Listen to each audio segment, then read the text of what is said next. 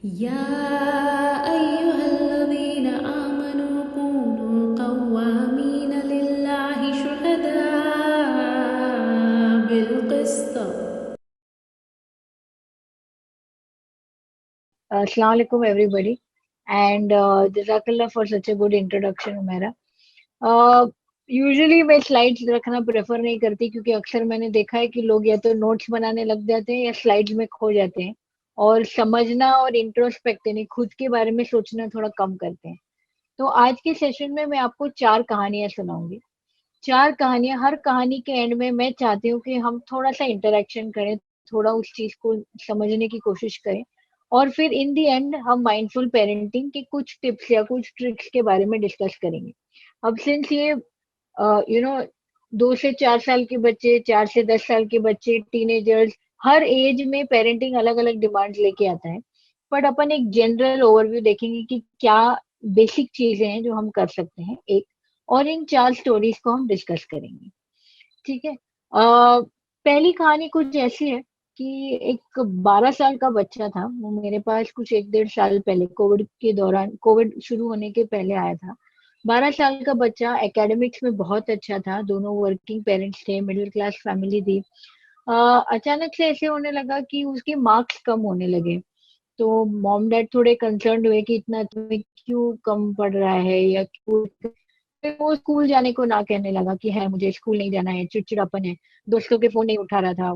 Usually mom के phone के WhatsApp पे वो अपने दोस्तों से बात करता था, वो करना बंद कर दिया था और चुप चुप रहता था, पढ़ाई में इंटरेस्ट कम कर दिया था। तो उनको लगा कि शायद बीमारी की है, उसको कंपनी नहीं है इसलिए प्रॉब्लम होता है। तो कुछ दिन कजिन्स के यहाँ घुमा के आए, लेके आ गए, या फिर उसको वो बाहर घुमाने ले गए, माँ बाप थोड़ा ज्यादा टाइम स्पेंड करने लगे, पर ये चीजें सुधरी नहीं। ऐसा होने लगा कि चिड़चिड़ापन बढ़ता गया, थोड़ा उल्टा जवाब देने लगा। पढ़ाई करने को बोलो तो ऐसी चीजें, ऐसी हरकतें और ऐसी चीजें बोलने लगा जो पहले कभी नहीं की थी उसने। फिर ये सब चीजें होने लगी उसके साथ, माँ बाप थोड़े परेशान हुए। फिर ऑब्वियसली मशवरा लेते हैं हम घर वालों से, बड़े से, दादा दादी, नाना नानी से कि क्यों हो रहा है ऐसी चीजें। तो उन्होंने बताया कि तुम लोग टाइम नहीं देते हो, तुम वक्त नहीं देते हो, इसलिए हो पाता है। तो और ज्यादा वक्त देने लगे। सब कुछ कर लिया, स्कूल में पूछना कि स्कूल में कोई परेशानी है क्या, कोई छेड़ता है क्या, कोई अब्यूज करता है क्या, टीचर ने डांट दिया क्या। जितनी भी चीजें थी जो रूल आउट कर सकते थे वो कर लिए, पीडियाट्रिशियन को दिखा लिया। उन्होंने बोला कोई डेफिशिएंसी, कोई बीमारी नहीं है। तो वो काफी हद तक थके हारे फाइनली साइकेट्रिस्ट के पास पहुंचे कि भाई इसको कोई मेंटल इश्यूज हो रहे हैं क्या। अब क्या होता है कि अब साइकेट्रिस्ट के पास जाना इन इटसेल्फ एक बहुत बड़ा स्टिग्मा वाली बात है कि ऐसा क्या हो गया कि मेरे से मेरा दिमाग हैंडल नहीं हो रहा कि मैं डॉक्टर के पास जाऊं। और उसके ऊपर से अपने बच्चे को ले जाना तो और भी ज्यादा मुश्किल है, बिकॉज बेसिक ये रहता है ये तो इतना ज़हीन है, इतना होशियार है, इसको क्या जरूरत है साइकेट्रिस्ट के पास जाने की, और कोई प्रॉब्लम भी तो नहीं है उसकी लाइफ में। इस ये बच्चे के साथ क्या हुआ और क्यों हुआ ये बताने से पहले मैं आपसे पूछना चाहती हूँ कि आपको क्या लगता है कि क्या हुआ होगा उसके साथ जिसकी वजह से उसको ये तकलीफें थी। सिम्टम ये थे कि हेडेक होता था, चिड़चिड़ापन बढ़ गया था, पढ़ाई में इंटरेस्ट निकल गया था, एकेडमिक्स में पुअर परफॉर्मेंस होने लगा था, अचानक से उल्टा जवाब, झूठ बोलना वगैरह शुरू हो गया था। व्हाई डू यू थिंक ऐसा हो रहा था उसके साथ? उससे प्यार तो नहीं हो गया? ओके, ठीक है, वन पॉसिबिलिटी। और क्या? तो उसकी उम्र एनीवन कितनी एल्स? थी? 12 years, 12। मैम ये हो उस सकता है उसकी जो फ्रेंड्स की कंपनी थी, हो सकता है वो उससे अफेक्ट कर रही हो, या कंपनी अच्छी ना हो उसकी जिसकी वजह से ये सारे इश्यूज हो रहे हो। ठीक है, एक तो पीयर प्रेशर या पीयर से रिलेटेड यस कुछ मैम, राइट। बिल। ठीक है, आई विल मैम हो एक्सप्लेन सकता दिस। है उसका हाँ, सेल्फ कॉन्फिडेंस कम हो गया हो। ओके, ठीक है। और नहीं, पढ़ाई समझ में नहीं आ रही होगी, स्कूल का माहौल अच्छा नहीं लग रहा होगा। अच्छा, अंडरस्टैंड नहीं कर पा रहा पढ़ाई, ठीक है। हो और सकता है वो ऐसे कोई शोज या कार्टून्स या यूट्यूब चैनल्स पे ऐसे कुछ देख रहा हो जिससे उसको वो बिहेवियर अफेक्ट किया हो। ठीक है, fine, all these options will discuss. और हो और सकता है कि वो बच्चे के parents became they had a child and उसके पेरेंट्स का सारे अटेंशन वो जो नए बच्चे हैं उस पर आने लगे, और पहले जो पढ़ाई के बारे में और दूसरे चीज में उसके पेरेंट्स उसको देखभाल करते थे, अभी उतना अटेंशन नहीं मिल रहा होगा।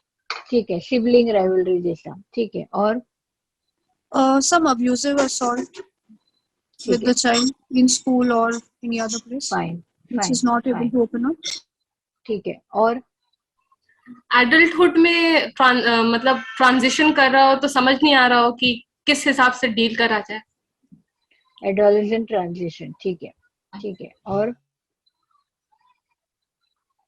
ठीक है, will will discuss these things एक एक करके, जो भी आपने बोले हैं कि क्या पॉसिबिलिटीज हैं और क्या चीजें नहीं हो सकती। अब क्या होता है ना कि जिस तरह हम फिजिकल माइलस्टोन्स डेवलप करते हैं, जैसे हम चलने लगते हैं, बैठने लगते हैं, बोलने लगते हैं, छोटा बच्चा, toddler, 2 year old, 3 year old, उसी तरह कुछ साइकोलॉजिकल माइलस्टोन्स भी होते हैं।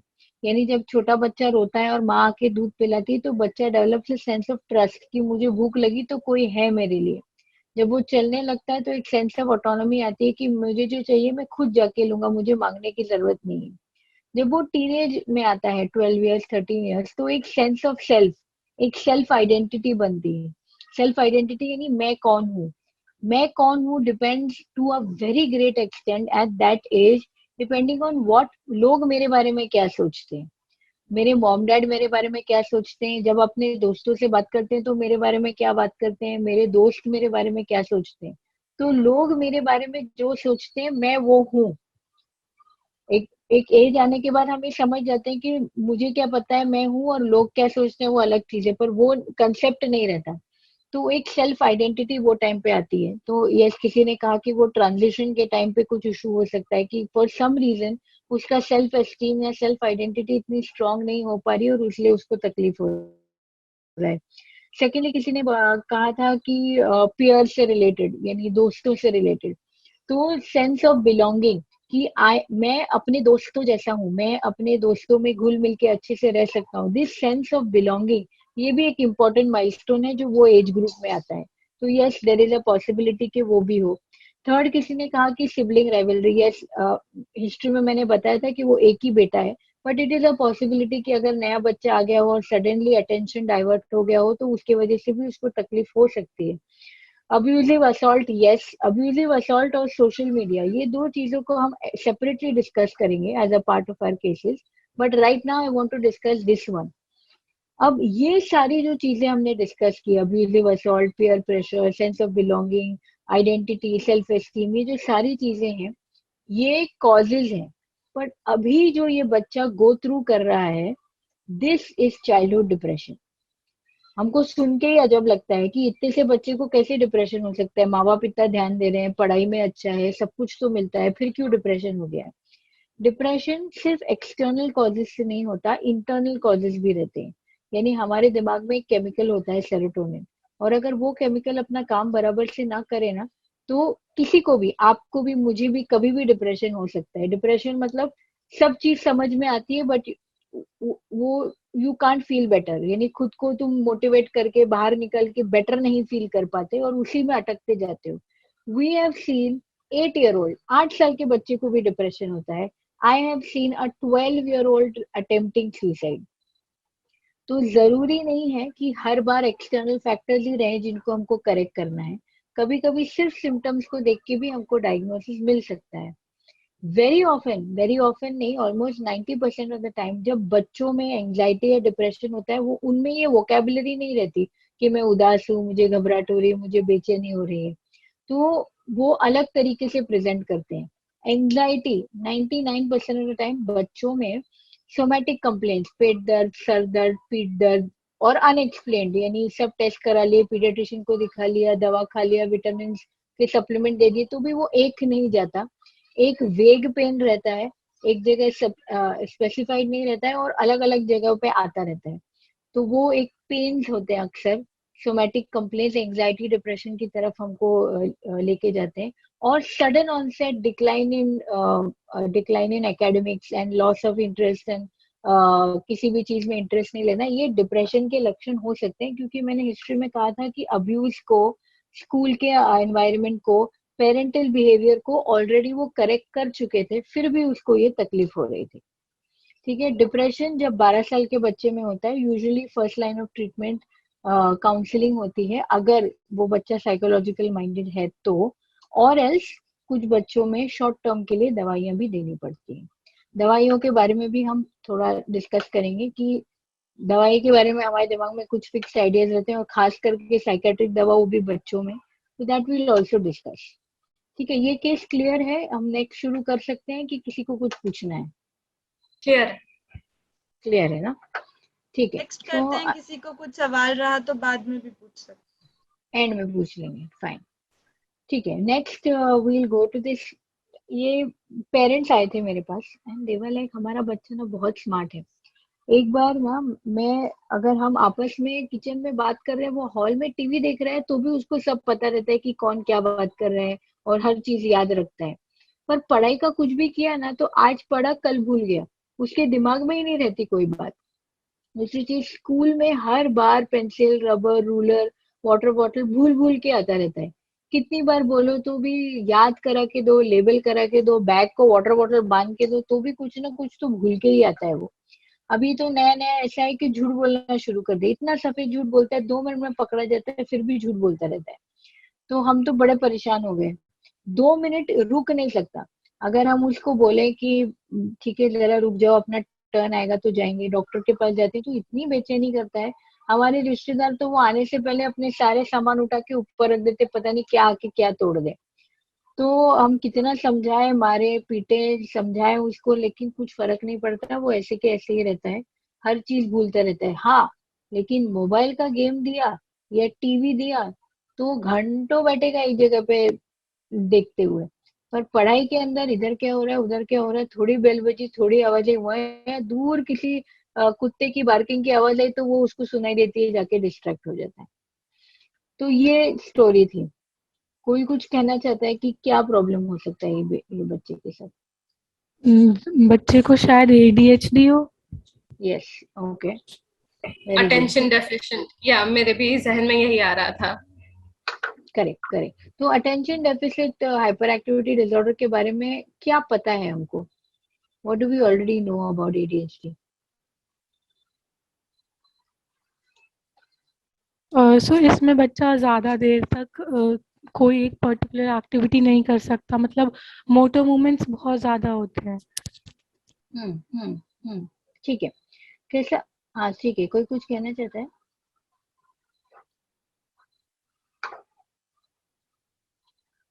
फाइन। तो क्या होता है ना कि ADHD जब हम सोचते हैं तो हाइपर एक्टिविटी जब रहे, यानी बच्चा रेस्टलेस रहा, फिजिटी रहा, ये हाथ लगा वो हाथ लगा, तो खुद के घर में सब लोग ही वैसे रहते हैं, हर बच्चा थोड़ा चंचल और मस्तीखोर रहता है। ADHD के डायग्नोसिस के लिए इम्पोर्टेंट है कि वो बच्चा सिर्फ घर में ही नहीं, बट स्कूल में, रिश्तेदारों के घर पे और बाकी सेटिंग्स में भी उतना ही चंचल रहे, नंबर 1। सेकेंडली, जरूरी है कि ये जो चंचलता है वो कहीं ना कहीं उसको इम्पेयर करे, यानी उसकी वजह से उसका पढ़ाई इफेक्ट हो, उसकी वजह से उसका बिहेवियर इफेक्ट हो, लाइक झूठ बोलने लगे या कोई भी चीज फटक से करने लगे और उसको मैनेज करना मुश्किल हो जाए।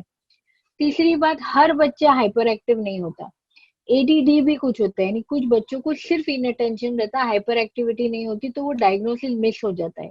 यानी वो बच्चे चंचल नहीं होते, बस ध्यान में नहीं रख पाते, यानी ज्यादा टाइम कंसंट्रेट नहीं कर पाते। तो फिर अक्सर माँ बाप पूछते फिर मोबाइल पे और टीवी पे कैसे घंटों बैठ जाता है वो, तब तो कंसंट्रेशन बड़ा लगता है उसका।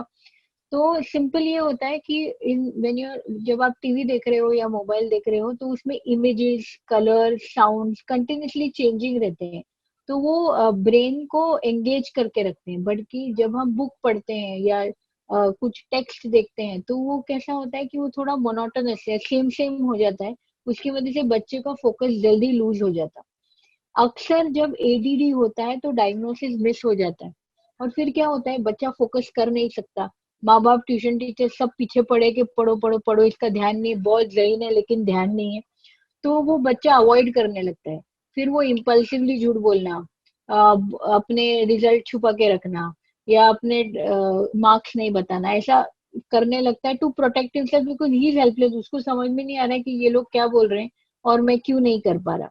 मोस्ट ऑफ द टाइम्स ये बच्चे ना बहुत सुनते हैं हमसे, ये मत करो वो मत करो, ऐसे मत बैठो, वहां पे ऐसे रहो, तो वो ना too much negativity also fills in. And अक्सर वी सीन कि एडीडी बच्चों में, एडीएचडी तो डायग्नोज हो जाते हैं क्योंकि वो इतने चंचल होते हैं कि दिख के आता है, पर एडीडी यानी सिर्फ इन अटेंशन जिन लोगों को होता है और हाइपर एक्टिविटी नहीं होती, वो बच्चे अक्सर थोड़े सोशली विड्रॉन या डिप्रेशन की तरफ जाने लगते हैं, because people don't understand their issues. बहुत बार ऐसा होता है कि अडल्टहुड में डायग्नोज होता है, यानी आई सी 33-year-old 35-year-old पीपल जो ऑफिस में है, पढ़ाई पूरी कंप्लीट कर ली है, तो लोग बोलते हैं कि जब इतना अटेंशन डेफिसिट है तो इतने सालों की पढ़ाई कैसे कर ली।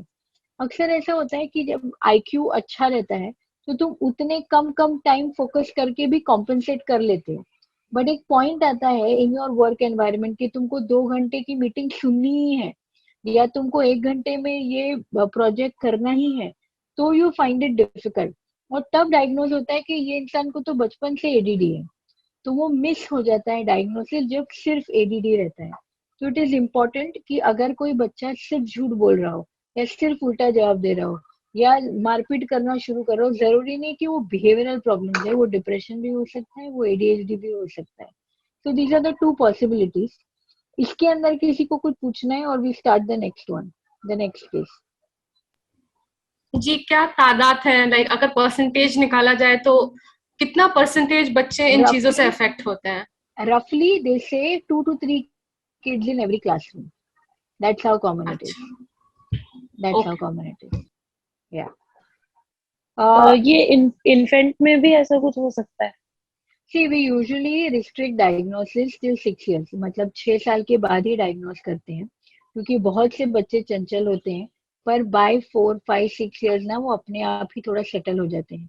यूजुअली एडीएचडी बच्चे भी जो रहते हैं, हम जितने हाइपर एक्टिव वो फर्स्ट सेकंड थर्ड स्टैंडर्ड में होते हैं, उतनी हाइपर एक्टिव 8, 9, 10 स्टैंडर्ड में नहीं होती, बट इन अटेंशन रहता है, यानी इनएबिलिटी टू फोकस परसिस्ट करता है। तो वही होता है ना, शांत हो गया बच्चा तो ध्यान कम जाता है, पर रहता है इन्फेंट्स में भी। लेकिन ऐसे कुछ बच्चे जो इतने डिस्ट्रक्टिव हो जाते हैं कभी कभी कि हमको 6 साल के पहले भी कभी कभी ट्रीट या ऑक्यूपेशनल थेरेपी करवानी पड़ती है। इसमें कोई बट यूजुअली पेरेंटिंग का भी, मेडिकेशन अवॉइड करते हैं। हाँ, इसमें कोई पेरेंटिंग के भी फैक्टर्स होते हैं जो हेल्प कर सकते हैं या एग्रीवेट करते हैं या सिचुएशन? तो कैसे होता है कि there is something called occupational therapy. मतलब कैसा होता है कि अक्सर माँ बाप का ऐसा एक्सपेक्टेशन रहता है कि यार 2 घंटा पढ़ाई कर ले, फिर खेलना जितना खेलना है, वो दिन भर काय को बुक खोल के रखता है। तो this is one expectation which parents have. या आधा घंटा अपना होमवर्क करके क्यों नहीं घूमता, ये दिन भर बुक लेके घूमता रहता है, 5 मिनट पढ़ेगा भाग जाएगा, 2 मिनट पढ़ेगा भाग जाएगा। तो here you have to understand that my child has different needs, इसकी नीड्स ही अलग है। ये कंटिन्यूअस इतना टाइम बैठ ही नहीं सकता। आई हैव टू यूटिलाइज इसका टाइम इन कि मैं 10 मिनट पढ़ाई करूं फिर ब्रेक दे दूं, फिर 10 मिनट पढ़ाई करूं फिर 1 घंटे का ब्रेक दूं, फिर 15 मिनट पढ़ाई करूं फिर ब्रेक दे दूं। That is one expectation we have to have. Secondly ये होता है कि पेरेंट्स ऑफन बहुत जल्दी फ्रस्ट्रेट हो जाते हैं या इरिटेट हो जाते हैं। Obviously they are not entirely at fault कि उनके खुद के स्ट्रेसेस हैं, उनके खुद के प्रॉब्लम्स हैं, और ये छोटी छोटी चीजों के लिए, यानी बच्चे को नहाने के लिए लेके जाने से बुक खोल के बिठाने तक उनको हर चीज में स्ट्रगल करनी पड़ती है। तो कहीं ना कहीं वो फ्रस्ट्रेशन इरिटेशन बच्चों पे भी रिफ्लेक्ट करता है। And kids are very smart, वो जल्दी पिकअप कर लेते हैं कि आई एम नॉट वांटेड, या लोग हमेशा मेरे पे चिड़े हुए रहते हैं और व्हाट्स द यूज, वो kind of vibes they keep getting. And like I said, ये टाइम पे अपना सेल्फ एस्टीम बन रहा होता है, तो कहीं ना कहीं कॉन्फिडेंस वगैरह भी कम हो जाता है। तो जब भी एडीएचडी के कोई बच्चे आते हैं तो पेरेंटल ट्रेनिंग बहुत इंपॉर्टेंट रहता है कि आप इन बच्चों को कैसे मैनेज करोगे, कि कैसे इसको टाइम देना है, कैसे इससे एक्सपेक्टेशन रखना है, और खुद के इमोशंस कैसे मैनेज करने हैं। काफी बार ऐसा होता है कि माँ बाप आते हैं बच्चे को लेके and we end up treating the parent for anxiety, ऐसा भी होता है। और कुछ पूछना है इसके बारे में? Hello, I have a question. Yeah, tell me. So how do I distinguish between the fact whether it's the normal childishness or whether the baby whether the child is actually having ADHD? Like it's a fine line, isn't it? No, it's not. It's a very distinct line. I'll tell you 2-3 simple things you can do. एक चीज तो जो hyper activity है वो सिर्फ घर में या आपके अराउंड नहीं, आपके एब्सेंस में, रिलेटिव्स के घर में, स्कूल में, जहां भी जाएगा वहां पे उनकी चीजों को हाथ लगाना, खोलना, बैठना, वो सब करने लगेगा। नंबर वन, कि वो सिर्फ होम सेटिंग में नहीं है, it is present in all settings, पहली चीज। दूसरी चीज ये होती है कि उससे इम्पेयरमेंट होता है। कुछ बच्चे हाइपर रहते हैं लेकिन उससे फर्क नहीं पड़ता, अपना होमवर्क टाइम पे कर लेते हैं, चीजें नहीं भूलते हैं, सब बराबर से याद रखते हैं, अपना टाइम टेबल और बुक्स ऑर्गेनाइज करके रखते हैं, there is no problem because there is no impairment. And thirdly ऐसा होता है कि उसकी वजह से एवरीडे मैनेजमेंट, यानी सोशली आप उनको कोई चीज सिखाने जाओ कि अपने टर्न के लिए रुको, या ये चीज आज नहीं एक हफ्ते बाद मिलेगी, तो they are not able to wait at all. तो अगर आपको कुछ इम्पेयरमेंट हो रहा है उसके वजह से and it is present in more than one setting, then you don't diagnose, you take them to a mental health professional who will ask you the relevant question, talk to the child with the relevant questions and help you with the diagnosis. Her bar diagnosis हो गया इसका मतलब ये नहीं कि treatment की जरूरत होती है।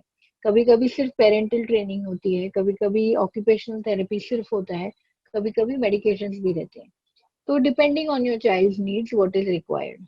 पर आपको शक है अगर, तो स्क्रीनिंग करवा सकते हैं किसी मेंटल हेल्थ प्रोफेशनल के पास जाके।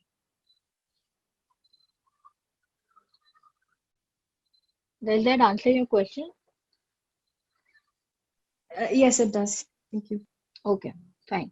So we move on to the third case.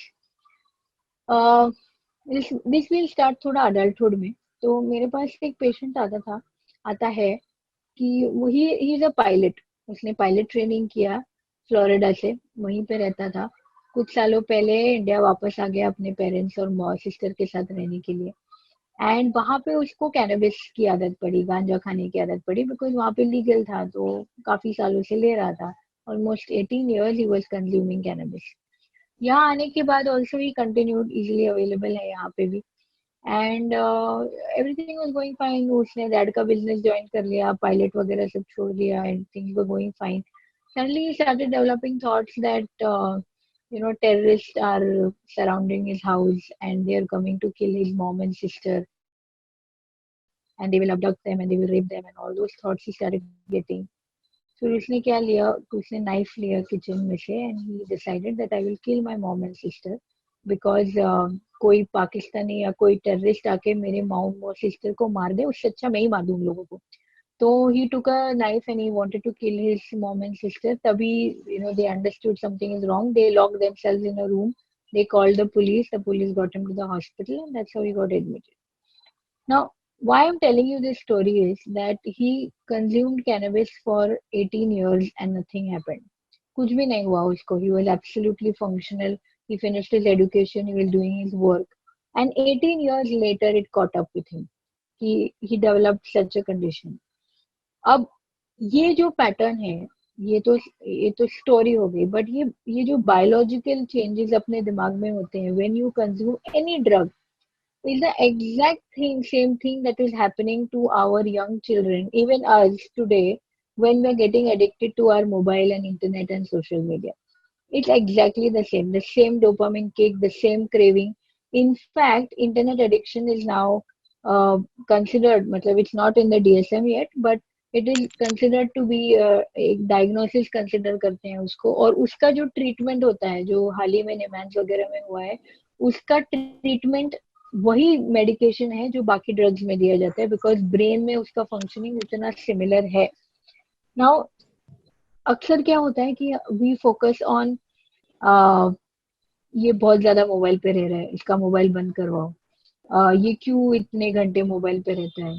Instead of that we can focus on इसको मोबाइल पे क्यों रहना पड़ रहा है एंड मैंने उसको क्या ऑल्टरनेट एक्टिविटीज दी है जिसकी वजह से वो मोबाइल पे ना रहे। ये चीजों पे हमारा फोकस नहीं रहता। तो ये केस को डिस्कस करने से पहले मैं चाहती हूँ कि मैं आप लोगों से कुछ सवाल पूछूं। ऐसा हमारे साथ होता है क्या कि मुझे अगर जानना है कि मेरे फ्रेंड सोई है कि नहीं, मैं व्हाट्सएप स्टेटस देखती हूँ उसका कि लास्ट सीन कब था, या सुबह उठने के बाद देख लेती हूँ लास्ट सीन कब था, तो उठी है कि नहीं। सेकेंड चीज, अगर किसी को मैंने मैसेज किया और ब्लू टिक आ गया पर उसने रिप्लाई नहीं किया तो मुझे क्या तकलीफ होती है। और पिछले 6 से 8 घंटे में कितनी बार हमने मोबाइल देखा है? तो कितने टाइम हमको ऐसा लगता है, या हम लोगों में कितने लोगों को ऐसा लगता है कि शायद मेरा मोबाइल का यूज थोड़ा ज्यादा है? ठीक है, तो ये 3-4 सवाल के अगर कोई जवाब दे, इट विल रियली हेल्प। जब आपने पहले बताया कि वो पायलट वाली स्टोरी, तो मुझे लगा ये तो बिल्कुल एक्सेप्शनल है, जैसे कि एक मूवी बनी थी अ ब्यूटीफुल माइंड, जिसमें वो जीनियस, मैथमेटिकल जीनियस इमेजिन कर रहा है कि टेररिस्ट घेर ले रहे हैं। फिर पर जब आपने ये बताया कि सेम तरह के केमिकल्स हमारे ब्रेन में किक इन करते हैं, सेम तरह का एडिक्शन फोन से भी होता है, तो आई थिंक ये बहुत ही कॉमन है। और हर दिन I struggle with screen time कि मेरा स्क्रीन टाइम बहुत ज्यादा होता है, फोन नहीं तो आईपैड नहीं तो लैपटॉप, और अगर हम टोटल उसको मिला दें इट्स अ लॉट, और समझ भी नहीं आता। और आई थिंक इट्स ये चीज जो है वो अटेंशन डेफिशिट से शायद थोड़ा सा मिलती है, बिकॉज अब मुझे लगता है कि पहले मैं बैठ के एक किताब खत्म कर लेती थी, लेकिन अब मुझे लगता है कि मैं 4 बार 10 बार बीच में डिस्ट्रैक्ट होती हूँ, कभी ये मैसेज कभी वो मैसेज।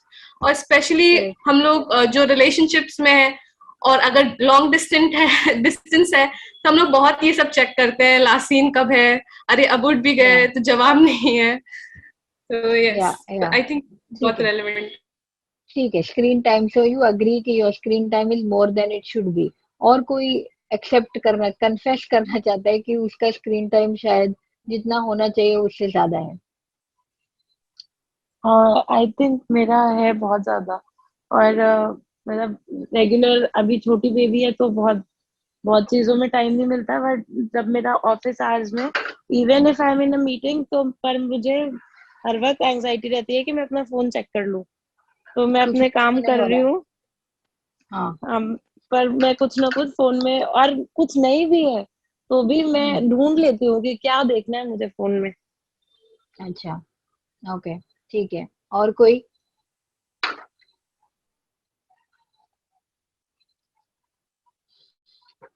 ठीक है, अगर कोई नहीं तो आई जस्ट एक्सप्लेन। अब क्या होता है ना कि काफी सारा हमारा काम भी मोबाइल से रिलेटेड होता है, पेमेंट्स करना या कभी कभी मैसेजेस चेक करना भी जरूरी हो जाते हैं, तो वो लाइन ड्रॉ करना बड़ा मुश्किल है कि how much is too much. जैसे दोनों लोगों ने कहा कि अरे वो एक्चुअली लॉन्ग डिस्टेंस रिलेशनशिप है ना, इसलिए मुझे देखना पड़ता है, तो you know we give ourselves justification कि वो इस वजह से मैं देख रही हूँ, वरना तो इतना नहीं होता, या अभी लॉकडाउन है घर में, वो और क्या करेंगे। कुछ ना कुछ हम रीजन देके अपने स्क्रीन टाइम को जस्टिफाई करके और बढ़ाते रहते हैं।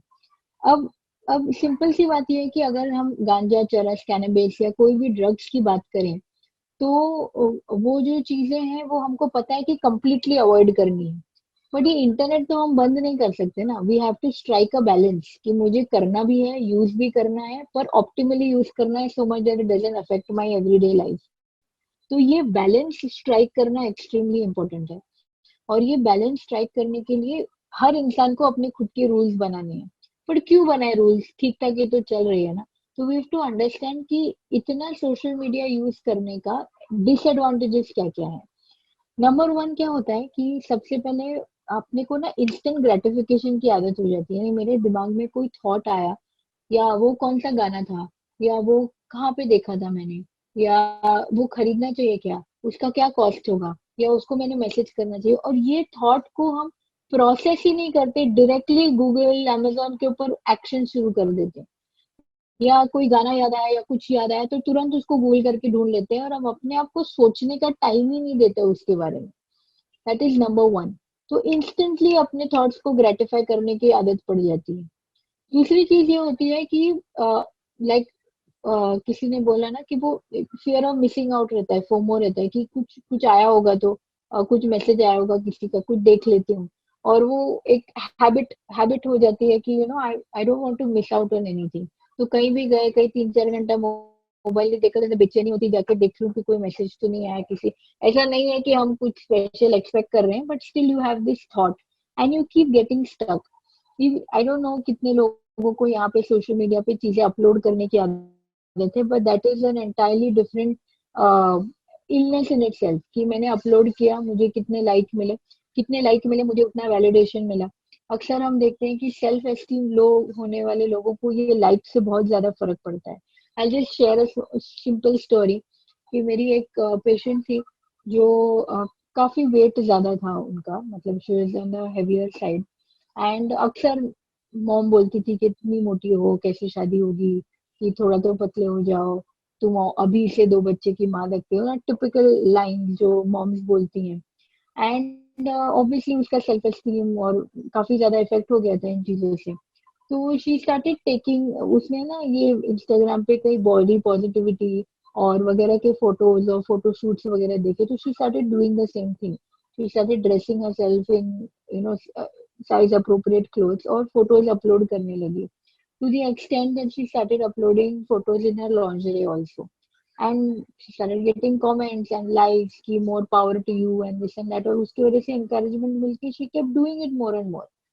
बट इंटरनेट का ऐसा है कि तुमको जितना अप्रिसिएशन मिलता है उतना क्रिटिसिज्म भी मिलता है। Then she started getting dirty messages and perverts and people hacking her profile and bombarding and stalking and making memes out of it, and then she had a very big breakdown. But why I'm telling you this story is that कि वो जो validation और जो self esteem है वो अपने को कुछ हद तक इंटरनेट सोशल मीडिया से मिलता है, but then it's not very adaptive. वो इतना मैल अडेप्टिव होता है कि you get stuck in that vicious cycle और you are not able to take it later on. Another thing is that आजकल जब किसी का इंतकाल हो या डेथ हो तो we tend to text them. How many times do we turn to a person instead of how many times do we turn to the phone instead of turning to a person when I have a problem? So I have a problem, I'll have 100 messages saying get well soon, but how many people will also actually call me or visit me? This is the problem that is happening with social media, that we're losing touch, we're losing track of real human connections. हाँ, तो real जो human connections है हमारे वो lose हो रहे हैं, क्योंकि हम को अगर तकलीफ हुई तो हम इंसान के पहले मोबाइल की तरफ जाते हैं कि मैं कुछ नेटफ्लिक्स पे देख के खुद को डिस्ट्रैक्ट कर लूं, मैं किसी दोस्त को मिलके अपना मन हल्का करूं। कितनी बार ऐसा होता है। तो ये जो साइकिल है जिसके अंदर हम अटकते जा रहे हैं, इसके लिए खुद के रूल्स बनाने जरूरी है। तो खुद के रूल्स में हम बेसिक बोलते हैं लोगों को।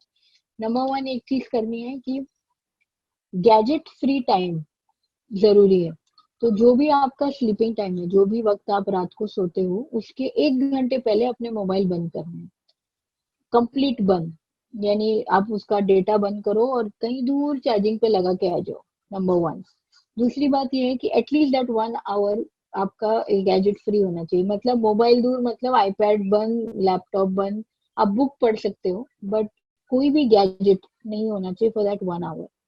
दूसरी बात, जब लोग बोलते हैं एंग्जाइटी क्या होती है, मैं सिंपल बोलती हूँ 8 घंटा मोबाइल को हाथ मत लगाओ, जो 7वें घंटे में होगा ना वही एंग्जाइटी है। तो एवरी डे अपने आप के लिए टाइम सेट करो कि मैं 3 घंटा व्हाट्सएप नहीं देखूंगी, या मैं 2 घंटा व्हाट्सएप नहीं देखूंगी, या आज संडे है, आज 5 घंटा नहीं देख के देखूंगी। तो give your self that time. और अपनी ग्रेटिफिकेशन को नहीं, जैसे थॉट है कि हाँ देखती हूँ मोबाइल ले लेती हूँ, उसको थोड़ा डिले करने की आदत डालो खुद में, ताकि तुम 4-5 घंटे ना देखो। कुछ ऐसे ऐप्स आते हैं जो तुम्हारा स्क्रीन टाइम कैलकुलेट करके तुमको बताते हैं। जब तुम खुद देखोगे कि मैंने इंस्टाग्राम पे आज 3 घंटा, फेसबुक पे 2 घंटा, व्हाट्सएप पे 4 घंटा बिताए हैं, खुद को रियलाइज होता है कि भाई इसको कम करने की जरूरत है। तो वो ऐप आप कुछ टाइम के लिए डाउनलोड करके खुद का ही यूटिलाइजेशन देख सकते हो। Advantage is that internet addiction, mobile addiction is a real problem and we are facing it right now. So this is what I want to tell you about social media. अगर किसी को कुछ पूछना है, बताना है, वो बता सकते हैं, और we'll go to our last case. Ma'am मुझे एक बात पूछनी थी कि मुझे ओवर द टाइम बहुत ही ज़्यादा कॉन्शियसली रियलाइज़ हुआ है कि कितना ज़्यादा नुकसानदेह है। तो मैं अपनी तरफ से तो कोशिश कर रही हूँ कि मैं अपना स्क्रीन टाइम कम कर दूँ।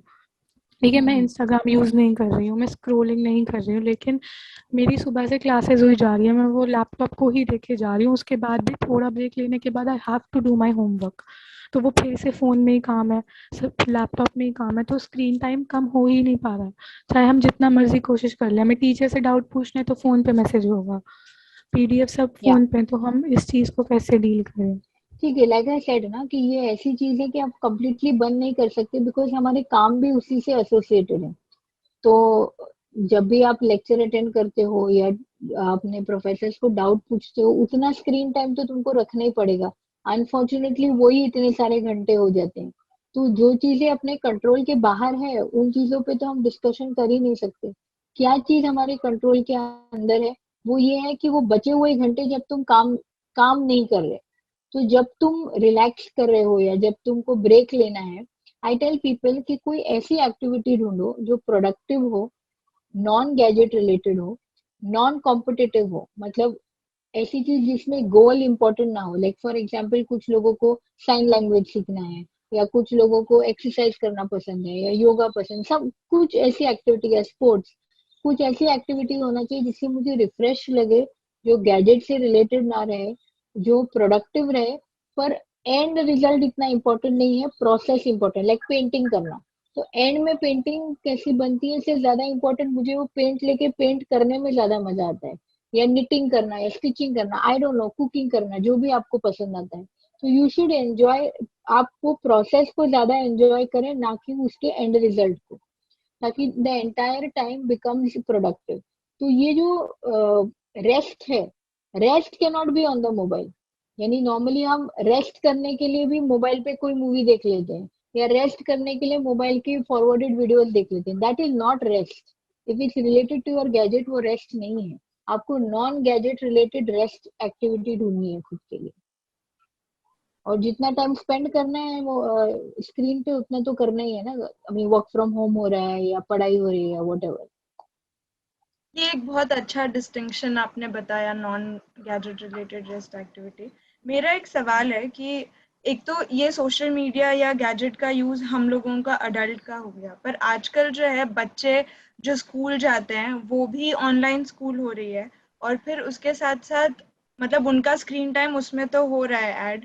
फिर कुछ पेरेंट्स को हम देखते हैं जो बच्चों को फोन पे कुछ वीडियो दिखा के खाना खिलाते हैं, क्योंकि बच्चा खाना खाता ही नहीं है कोई और तरीके से। या तो एक ये या प्रॉब्लम है। दूसरा मेरा सवाल ये है कि व्हाट एज इज अप्रोप्रिएट, मतलब किस उम्र में बच्चा सोशल मीडिया, क्योंकि सोशल मीडिया पे बिल्कुल ना हो ये तो मुमकिन ही नहीं है। अगर हम देखें करेक्ट। व्हाट्सएप से ही शुरू होता है, क्लास का ग्रुप है बच्चों का स्कूल का तो वो उसमें है, तो उसमें पेरेंटल कंट्रोल किस हद तक हो कि बच्चे की जो ऑटोनॉमी है उसको ये ना लगे कि एकदम पेरेंट्स जो है सर के ऊपर आ गए हैं, लेकिन उस पर कंट्रोल भी रहे और आज़ादी रहे। तो किस तरीके से ये किया जा सकता है?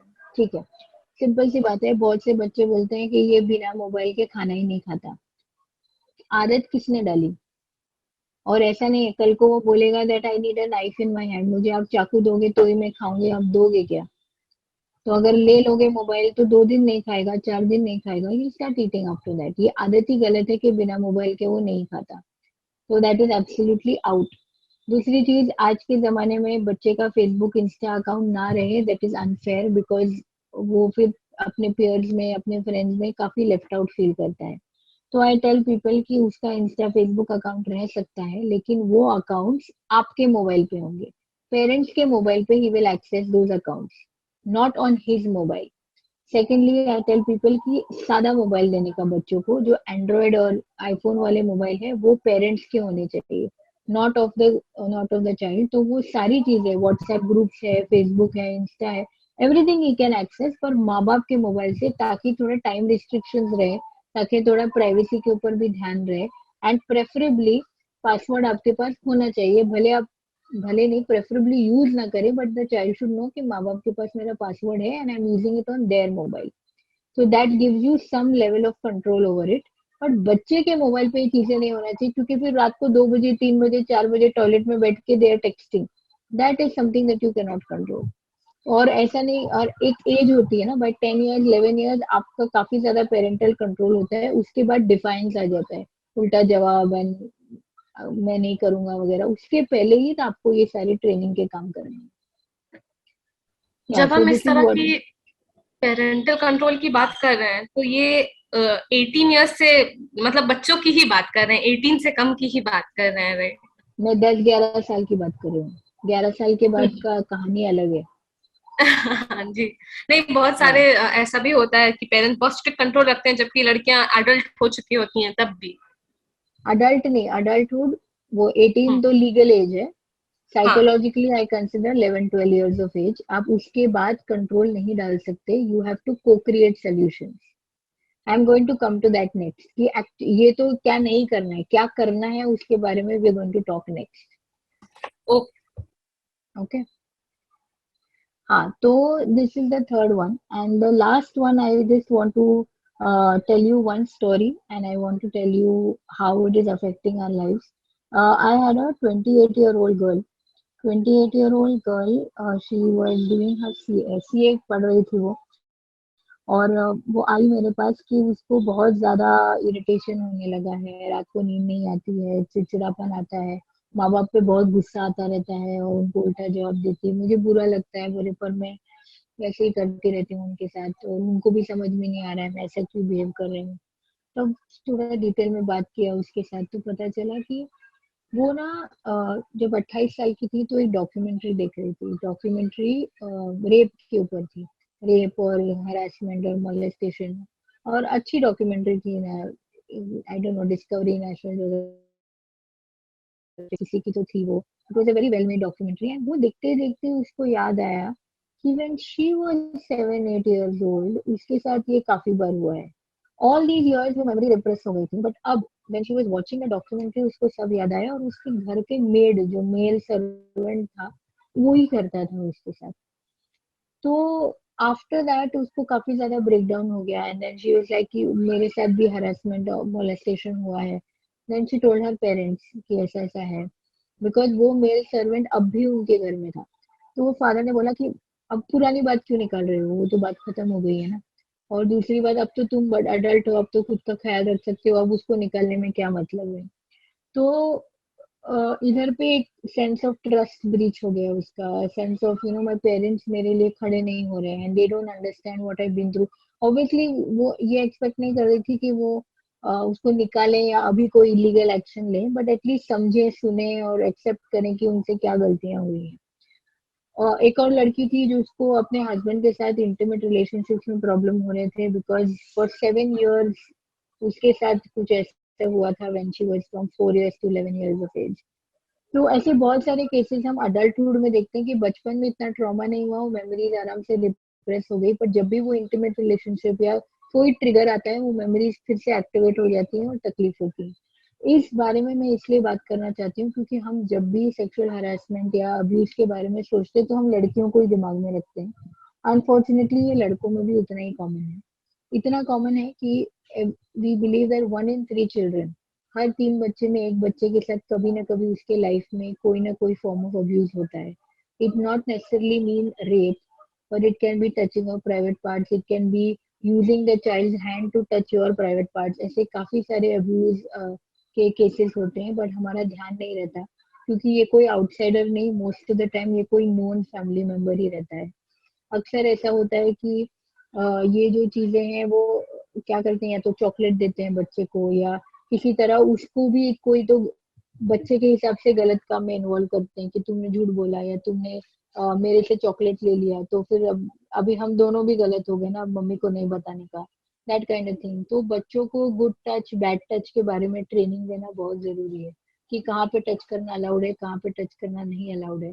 जब भी आपका बच्चा कुछ आपको बताए, फर्स्ट रिएक्शन ये नहीं होना चाहिए तुम क्यों आ गए, तुमको बोला था ना नहीं करने, तुमने ही दूर रहना चाहिए था. Listen, don't react, respond. Most of the time बच्चे नहीं चाहते कि आप उनको कोई सोल्यूशन दो, सिर्फ उनकी बात सुनो. That is extremely important. आप कुछ भी अलग नोटिस करते हो तो सुनो, देखो. That's all I am trying to say, because ये एक सिंपल चीज के ऊपर हम काफी सारी चीजें डायग्नोज कर सकते हैं. बच्चे को ऐसा होना चाहिए कि मैं अपने माँ बाप को कुछ भी बोल सकता हूँ, whatever is on my mind I can tell them. And ये एक लेवल ऑफ कम्युनिकेशन होना जरूरी है, वरना most of the time we see कि क्यों नहीं बताया, दे वुडंट बिलीव मी. मैं बोलता तो भी मेरे पे यकीन नहीं करते, मुझे ही डांटते, मुझे ही बोलते कि मैं वहां क्यों गया, इसलिए मैंने नहीं बताया. एंड बिकॉज ऑफ दैट बहुत सालों तक अब्यूज होता रहता है और उसके रेपरकशन सिर्फ चाइल्डहुड में नहीं, अडल्टहुड में, अडल्ट रिलेशनशिप्स में भी दिखाई देते हैं, जो ट्रीट करना बहुत मुश्किल हो जाता है क्योंकि दवाइयों का कोई यहाँ पे रोल नहीं है. थेरेपी, काउंसलिंग के थ्रू किसी तरह वो थोड़े ठीक होते हैं, but still prognosis is bad. So this is the fourth case that I wanted to talk about. इसके बाद now I want to discuss some basic parenting things that can be done, but इसके बारे में अगर कोई कुछ पूछना है बताना चाहता है, you can ask me now.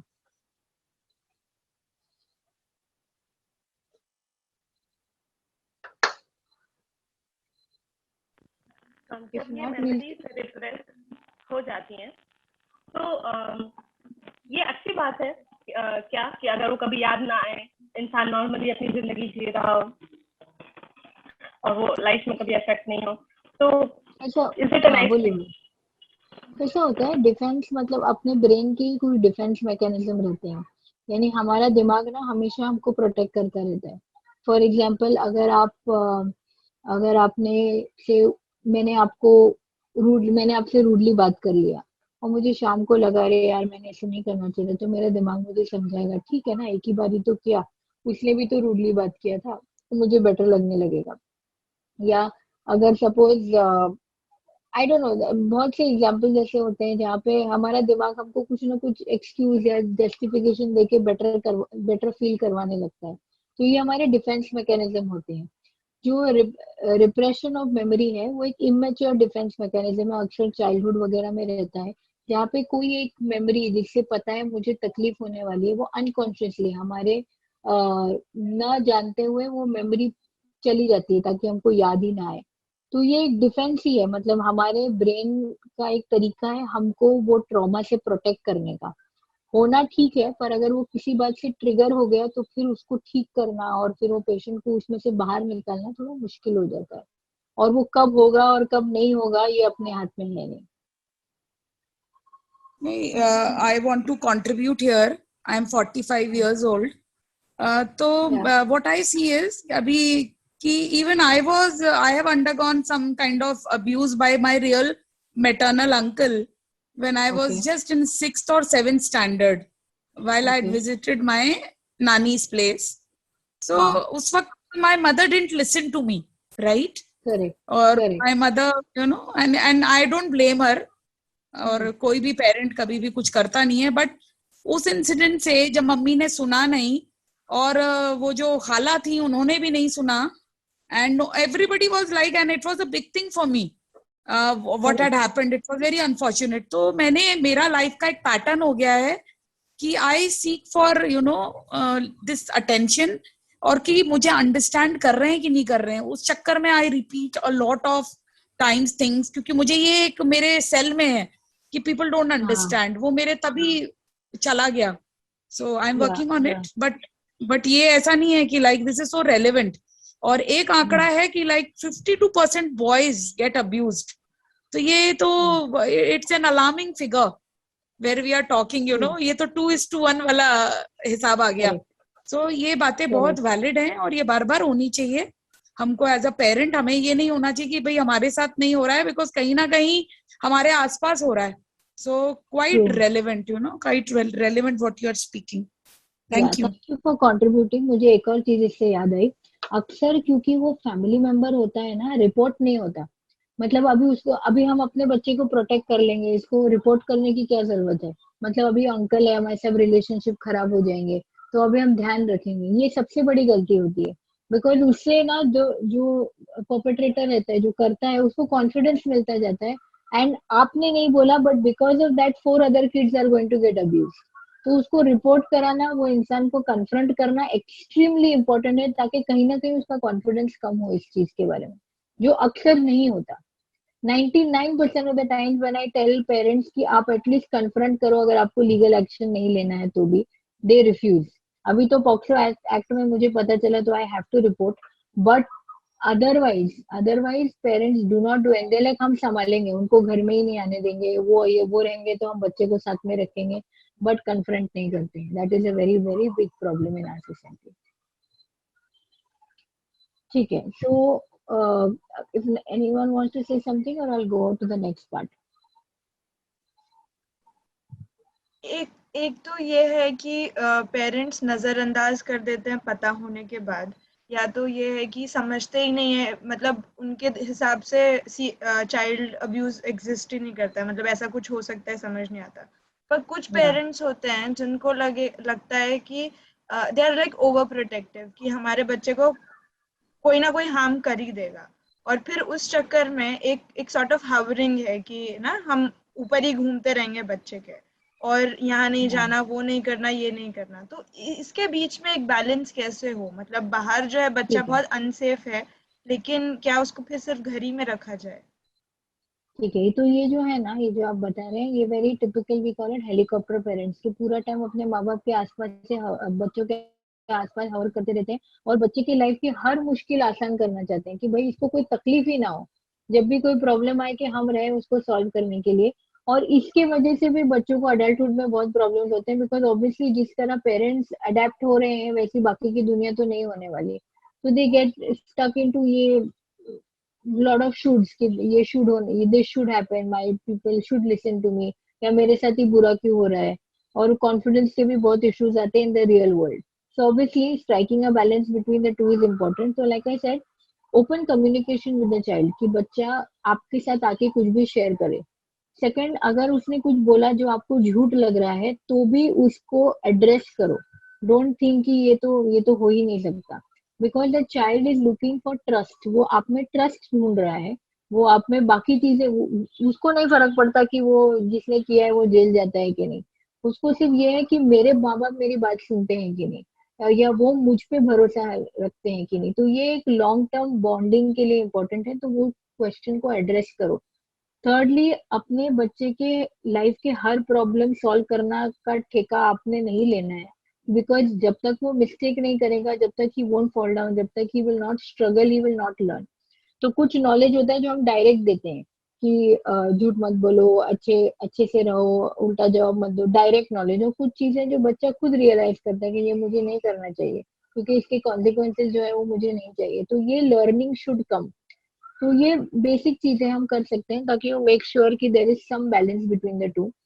अक्सर वी सीन दैट माओ को एंजाइटी काफी होती है, मतलब as such females have a high proportion of having anxiety, and because of this anxiety ना, वो बच्चों को भी कहीं ना कहीं पेरेंटिंग के अंदर भी आ जाता है कि मतलब you are expecting the worst, और उसकी वजह से you restrict the child movements everywhere. तो लाइक आई सेड, ऐसा बहुत बार हुआ है कि पेरेंट्स आए हैं बच्चे को लेके for something and they are like, ये ठीक है, आप एंजाइटी का ट्रीटमेंट लो। तो वैसे भी हो सकता है, इट्स अ पॉसिबिलिटी। ठीक है, now I have a few basic tips that one can do to for effective parenting. The first one is that एक choosing consequences and co-creating solution। ये मोस्ट इफेक्टिव तरीका है किसी भी चीज में अपने किड को डिसिप्लिन करना। मे बी 3 4 5 ईयर्स तक आप डायरेक्ट इंस्ट्रक्शन दे सकते हैं, ये मत करो, ये करो, ये वो करो। उसके बाद हर बार जब भी कोई डिसीजन होता है कि आप चाहते हैं वो जमीन पे ना बैठे, टेबल पे बैठ के खाए, हाथ से ना खाए, चमचे से खाए, simple decision, you let them choose, you let them choose what they want to do, so that they get a sense of autonomy, like। और वो दो चॉइसेस ऐसे होने चाहिए कि वो दोनों आपके लिए एक्सेप्टेबल है, कि तुम यहाँ बैठना चाहते हो कि यहाँ, तुम ब्लू पहनना चाहते हो कि पिंक। हर चीज में उनको चॉइस दो, so they get a sense of कि मेरा भी कुछ है। वन, सेकेंडली, जब भी वो एक चॉइस ले करते हैं तो उसके कॉन्सिक्वेंस उनको बताओ कि तुम यहाँ बैठ के खाओगे, नीचे बैठ के खाओगे तो नीचे गिरेगा, तुमको साफ करना पड़ेगा। तुम टेबल पे बैठ के खाओगे तो नीचे नहीं गिरेगा, या यहाँ गिरा तो मैं साफ करूंगी, यू चूज। तो हर बार they get into the habit of making decisions based on consequences, कि ये डिसाइड किया तो मुझे क्या कॉन्सिक्वेंस है, वो डिसाइड किया तो। ओवर टाइम ना वो उनके एक सोचने का पैटर्न बन जाता है कि मैं जब भी, कि मैं दोस्तों के साथ बाहर जाऊं तो क्या होने वाला है, मैं घर पे रहूं तो क्या होने वाला है, मैं पढ़ाई करूं तो क्या होगा, मैं टीवी देखूं तो क्या होगा। तो कॉन्सिक्वेंशियल थिंकिंग आती है। थर्डली, जब भी वो कोई गलती करते हैं या जब भी वो कोई मिस्टेक करते हैं या करने वाले रहते हैं, तो को क्रिएट सोल्यूशन, कि ये प्रॉब्लम आने वाला है तो अब हम क्या करें इसके बारे में। ऐसे नहीं कि तुमने ऐसे किया तो ऐसे ही होगा तुम्हारे साथ। को क्रिएट करो कि क्या सोल्यूशन है, अभी ये प्रॉब्लम है, मुझे ये पसंद नहीं है, तुमको फ्रेंड किया जाना है, मुझे ये पसंद नहीं है, मुझे तुम ऐसा लगता है बच्चे 9 बजे घर में आना चाहिए, तुमको क्या लगता है अभी क्या करना चाहिए। तो को क्रिएट करो on a middle ground solution, that kid gets a sense of autonomy. ऐसा नहीं कि हर बार मुझे माँ बाप की बात सुननी पड़ती है। That is one. सेकेंडली, बच्चे को ग्रेटिफिकेशन डिले करने की आदत होनी चाहिए, यानी अगर उसने कोई चीज मांगा, आप भले उसको 5 मिनट में दे सकते हो, उसको बोलो मैं दूंगी लेकिन शाम को 8 9 बजे, या कहीं बाहर जाना है तो ये हफ्ते नहीं अगले महीने जाएंगे। फुलफिल करना उसको, लेकिन इम्पोर्टेंट है कि वो ग्रेटिफिकेशन डिले करना सीखे, कि कोई चीज अभी चाहिए तो अभी के अभी नहीं मिल सकती। फ्रिज में चॉकलेट आके रखी है तो वो चॉकलेट बेटा ला के रखी है पर अभी नहीं खाना है, कल दोपहर को खाना खाने के बाद खाना है। तो उसको उतना अपना इम्पल्स कंट्रोल करने की आदत पड़ती है। तो लेटर इन लाइफ जब इमोशनल प्रॉब्लम्स आते हैं तभी भी वो एक्ट आउट नहीं करते, यानी हाथ काटना, भड़क जाना। ये they are used to handling excitement, they are used to handling strong emotions. Fourth most important is कि आप उनमें एम्पैथी या प्रिविलेज का इम्पोर्टेंस बताएं। यानी मे बी एनिमल्स, जो स्ट्रीट डॉग्स होते हैं, स्ट्रीट एनिमल्स होते हैं, या तो सिंपली ऑर्फनेज होते हैं, या people who are less fortunate, उन लोगों की स्टोरियां, उन लोगों के स्ट्रगल्स के बारे में शेयर करें ताकि उनको समझ में आए कि अपन कितने प्रिविलेज्ड है। इंस्टेड ऑफ उनको रोज रोज बताना तुम्हारे पास सब तो है, हम सब तो लाके देते हैं, तुम्हारे पता है दूसरों के पास कुछ भी नहीं। नहीं, talk by example, talk by stories, let them see people who are less privileged so they understand how privilege they are, and उनको खुद से एम्पैथी डेवलप हो उन लोगों के लिए। Most important in parenting is how you respond और how you react. यानी अगर उसने उल्टा जवाब दिया तो आपने क्या किया, उसने अगर अपने भाई बहनों के साथ मारपीट किए तो क्या किया, अगर उसने स्कूल में से किसी और की पेंसिल रबर उठा के लेके आ गया तो आपने क्या किया। मोस्ट कॉमन रिएक्शन इज कि अब तो चोर बन गया है क्या, अब यही हमने सिखाया है क्या, ये कहाँ से सीख के आया है। अब उल्टा, हम तो कोई उल्टा जवाब नहीं देता, हमारे घर में कोई गाली नहीं देता, दोस्तों में कोई गाली नहीं देता, तू कहाँ से देने लगा है। तो ये काइंड ऑफ रिएक्शन हो जाता है इंस्टेड ऑफ दैट रिस्पॉन्ड, कि वो क्यों ऐसा बोल रहा है, इज ही सीकिंग अटेंशन, या उसने कहाँ से सुना वो इम्पोर्टेंट नहीं है, अब क्या करना है वो इम्पोर्टेंट है। और इसमें आपका रिस्पॉन्स बहुत इम्पोर्टेंट है। मे बी उसको कहीं अटेंशन नहीं मिल रहा है और जब भी वो ये वर्ड यूज करता है तो आपका सारा ध्यान मिल जाता है। तो you don't know what it is, तो रिएक्ट मत करो, रिस्पॉन्ड करो, सुनो समझो कि क्या है और फिर रिस्पॉन्ड करो। कुछ अक्सर पेरेंट्स का एंगर इश्यूज रहते हैं कि हम खुद अपने एंगर को मैनेज नहीं कर पाते और फिर वो ऐसे प्रोजेक्ट हो जाता है बच्चों के ऊपर, so that you can take care of. Other thing is gratitude की आदत डालना, मतलब इन योर एवरीडे, हर रोज के अपने डायलॉग में thank you for to each other, thank you to God for कि हमारे को इतना अच्छा खाना मिला, या थैंक यू कि मैंने ये सोचा और मुझे खाने मिल रहा है, कि ये मेरे अरमान थे और ये पूरे हो रहे हैं। तो एक सेंस ऑफ ग्रेटिट्यूड। अगर you have the worst day also, there be something good that happened, that आज नींद अच्छी आई, कि आज ये कपड़ा अच्छा लग रहा है, या मुझे हमेशा से यहाँ जाना था वो जाने मिल रहा है। तो छोटी छोटी बातों में थैंक यू या ग्रेटिट्यूड की हैबिट खुद में रखे, बच्चा अपने आप मॉडल कर लेगा। यानी आप उसको मत सिखाओ कि तुम थैंक यू बोलो, बट खुद थैंक यू बोलने लगो अपने लाइफ की अलग अलग चीजों में, gradually he will start doing it. After 10-11 years of age, don't expect कि वो आपको ओबे करे। आप डिस्कस कर सकते हैं चीजों को, ओबे करना या चीजों को फॉलो करना दैट्स नॉट पॉसिबल, कि अब क्या करना है। You have to discuss with them as if they are an adult. Very often kids tell us, मैं पढ़ने वाला था लेकिन मम्मी ने इतना पीछे पड़ा कि अब मुझे पढ़ना ही नहीं है। मैं करने ही वाला था लेकिन उन्होंने बोला, इसलिए आई सेड कि नहीं अब मैं नहीं करूंगा।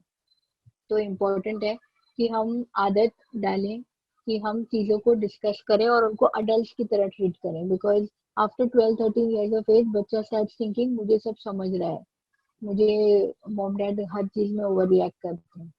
तो उधर पे डिस्कस करना जरूरी है। एंड मोस्ट इम्पोर्टेंटली, अक्सर माँ बाप बोलते हैं 4 साल का है लेकिन इतना गुस्सा आता है।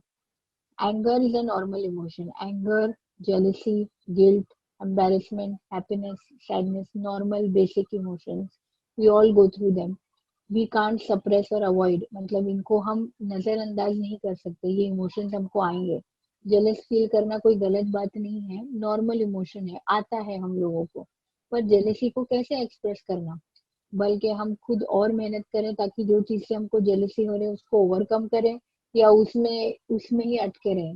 गुस्सा आए तो मैं भड़कूं, चिल्लाऊं, चुप बैठूं, अग्रेसिव हो जाऊं, सार्कास्टिक कमेंट मारूं, पैसिव अग्रेसिव हो जाऊं, कि सोचूं कि ये जो एंगर है, ये एनर्जी को मैं डाइवर्ट करके कैसे मैं प्रॉब्लम सॉल्व कर सकती हूँ। तो अलग अलग सिचुएशंस में हमको एंगर को, जेलसी को, एम्बेरसमेंट को एक्सप्रेस करना सीखना है, ना कि उसको सप्रेस करना। तो अगर आपके 4 साल के 5 साल के बच्चे को गुस्सा आता है तो ऐसे नहीं करके गुस्सा मत करो। अनफॉर्चुनेटली अपने सोसाइटी में गुस्सा सप्रेस करने को रिवॉर्ड किया जाता है कि अरे वाह तो उसको गुस्सा ही नहीं आता। कुछ अच्छी बात नहीं है इसमें, वो बेचारा एक्सप्रेस ही नहीं कर पाता गुस्सा, वो सब इंटरनलाइज कर देता है। तो healthy ways of expressing anger बच्चों को और खुद भी सीखा जा सकता है। So these I think are the basic things that I would want to talk about parenting. अगर कोई कुछ specific पूछना चाहता है, you can ask me now. ये आपके लास्ट पॉइंट से मैं पूछूंगी, उसके बाद विल टेक मोर क्वेश्चंस। हाँ, ये कमेंट में भी पूछा है कि how do we express anger, तो मैं यही पूछना चाह रही थी कि हम आपने कहा कि एंगर, जेलेसी, एम्बैरेसमेंट जो उसको एक्सप्रेस करना सिखाए, ना कि सप्रेस करना, तो किस तरीके से एंगर का मतलब होता है कि जब भी मुझे कोई चीज चाहिए और मुझे ना मिले, वन, सेकेंडली मुझे जो मिल रहा है वो मुझे नहीं चाहिए। One of the two reasons we get angry, we are not happy कि ये जो चीजें मुझे नहीं चाहिए या जो चाहिए वो मिल नहीं रहा है, इसलिए हमको अंदर एक फ्रस्ट्रेशन, एक एंगर बिल्डअप कर देता है। Now I have to respond in such a way, मुझे ऐसा रिस्पॉन्ड करना है कि वो मेरा गोल अचीव हो।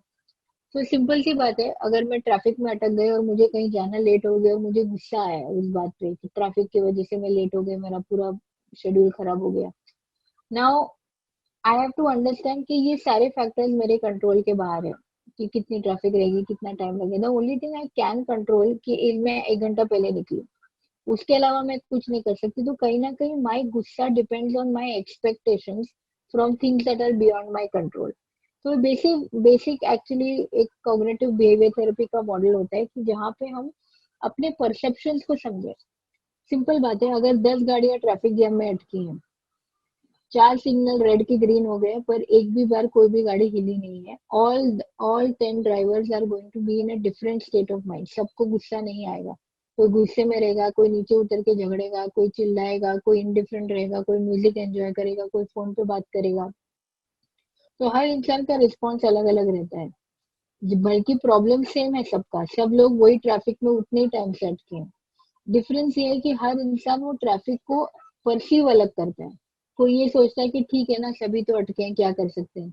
कोई सोचेगा कि बारिश का टाइम है, होती है ट्रैफिक। कोई सोचेगा मेरे साथ ही ऐसा होता है, आज का दिन ही खराब है, हमेशा जब मैं बाहर निकलूं ना तभी एक खाली रोड पे ट्रैफिक होगी। कोई बेवकूफ ने जाके वहां पे ना गाड़ी अटका दिया होगा, इसलिए हम सब अटके हैं, या तो आरटीओ होगा, सिग्नल खराब हो गया होगा। तो depending on what I think मेरा रिस्पॉन्स होता है। तो ये थॉट प्रोसेस को समझ के हम बदल सकते हैं। और मोस्ट इम्पोर्टेंटली एंगर इस तरह एक्सप्रेस होना चाहिए कि मुझे जो चाहिए वो मिले। लाइक अगर मैं अपने बच्चे को बोलूं तुम मेरी बात ही नहीं सुनते, तुम ऐसे ही करते हो, उससे बच्चा सुनने नहीं वाला है, उससे ही जस्ट बी लाइक मम्मा चिल्ला रही है। तो how do I express it in a way कि मेरा जो गोल है वो अचीव हो जाए, something that can be learn. तो that is how you express your anger. खुद के परसेप्शन को समझो कि क्या चीजें मेरे कंट्रोल के अंदर है, क्या कंट्रोल के बाहर है, और इस तरह रिस्पेंड करो कि मेरा जो गोल है वो अचीव हो। But it's not a one line answer, it's a entire lecture in itself, anger management.